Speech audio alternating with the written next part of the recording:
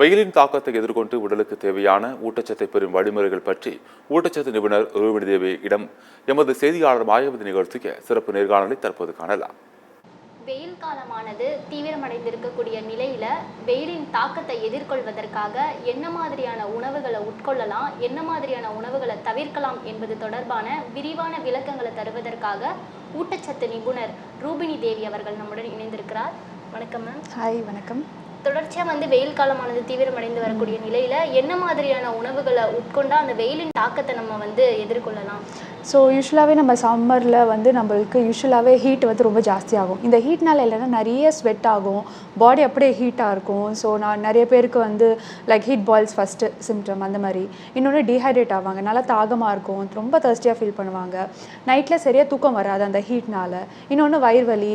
So குழந்தைங்களுக்கு நிறைய diarrhoea, பெரியவங்களுக்கு சன்ஸ்ட்ரோக் சொல்லுவோம். ஸோ அந்த மாதிரிலாம் நிறைய இஷ்யூஸ் வரும். ஸோ இந்த சம்மரில் ஃபுட்டு ரொம்ப மேஜரான ரோல். இந்த டயட் கண்டிப்பாக ஃபாலோ பண்ணும். ஃபர்ஸ்ட்டு தண்ணி நல்லா ஹைட்ரேட் பண்ணும். தண்ணி மட்டும் இல்லை, ஒரு வாட்டர் கண்டென்ட் உள்ள ஃப்ரூட்ஸ் வெஜிடபிள்ஸ் சாப்பிடணும். நீர் காய்கறிகள் நிறைய, பீர்க்கங்காய், சொரக்காய், பூசணிக்காய் இந்த மாதிரி நிறைய சாப்பிடணும். அண்ட் ஃப்ரூட்ஸ் பார்த்திங்கன்னா வாட்டர் மெலான், மஸ்க் மெலான் இந்த மாதிரி நீர் பழங்கள் நிறைய சாப்பிட்டா உடம்புக்கு ரொம்பவே நல்லது. இன்னொன்று முக்கியமானது பார்த்திங்கன்னா குக்கும்பர், வெள்ளரிக்காய். ஸோ வெள்ளரிக்காயில் கிட்டத்தட்ட 95% வாட்டர் கண்டென்ட் இருக்குது. அந்த வெள்ளரிக்காய் சாப்பிட்றோம் என்ன ஆகுன்னா நம்ம உடம்புல ரொம்ப குளிர்ச்சி நல்லா கொடுக்கும். இன்னொன்று நல்ல யூரின் வரதுனால இன்ஃபெக்ஷன்ஸ்லாம் வெளியே வந்துடும். அண்ட் ஆல்சோ நம்மளுக்கு நம்ம டீஹைட்ரேட் ஆகவே ஆகாது. அண்ட் அது சாப்பிட்ட உடனே நம்மளுக்கு ஒரு நல்ல ஃபைபர் கண்டென்ட், நார் சத்து சொல்லுவோம். ஸோ இந்த நார் சத்துனால என்னால் உடம்பு ரொம்ப எனர்ஜெட்டிக்காக இருக்கும். அதில் நிறைய வைட்டமின்ஸ், மினரல்ஸ் இருக்கிறதுனால நம்ம உடம்பு ரொம்ப எனர்ஜெட்டிக்காக ரொம்பவே நல்லாயிருக்கும்.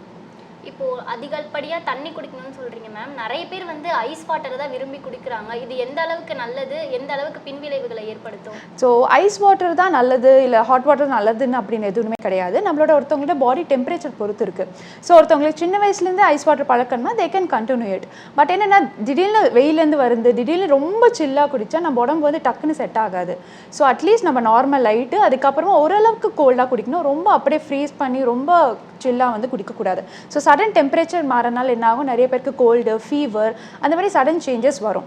ஸோ ஐஸ் வாட்டர் ஒரு பாடி பழக்கங்கள் பொறுத்து இருக்குது. கர்ப்பிணி பெண்கள் என்ன மாதிரியான உணவுகளை இந்த வெயில் காலத்தில் எடுத்துக்கலாம்? ஸோ கர்ப்பிணி பெண்கள் யூஸ்வலாகவே ஹைட்ரேட் பண்ணும். அது ஒன்று, நிறைய பழங்கள் சாப்பிடணும். நிறைய கான்ஸ்டிபேஷன் ப்ராப்ளமும் வரும் இந்த சம்மர் சீசனில். ஸோ அது உங்களுக்கு நார் சத்து உள்ள காய்கறிகள், பழங்கள் இருக்கிறதுனால அவங்களுக்கு ரொம்பவே ஹெல்த்தியாக இருக்கும். அண்ட் முக்கியமாக உப்பும் உணவில் கொஞ்சம் சேர்த்துக்கணும். ஏன்னா சம்மர்னால நிறைய லோ பிபி ஆகிடும், லோ சுகர் ஆகிடும். கொஞ்சம் ஓரளவுக்கு உப்பு இருக்கிற மாதிரி எடுத்துக்கணும். அண்ட் இன்னொன்று, சிக்கனு, மட்டன் இருக்கிறதுக்கெலாம் டைஜஷன் ரொம்பவே ஜாஸ்தி.